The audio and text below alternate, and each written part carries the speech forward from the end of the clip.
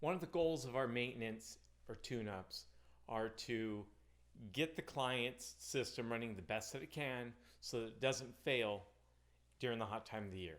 That serves us both well. One, it serves the client because they don't have a system fail and have to wait and maybe have a sleepless night because it's hot. And also because they're going to be upset when that system fails just a couple months after you were out there getting it ready for the season.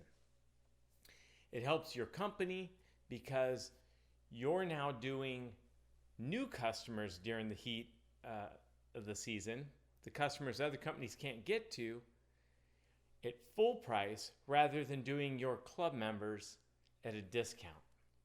So it's real important we communicate certain repairs, potential repairs, before they happen. One of the things that we check should be the capacitors.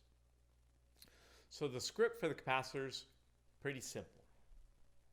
So Mr. Smith, during our maintenance, one of the things I do is I check the capacitors in your system. Now we do this because the capacitors help protect the fan and blower motors in your system.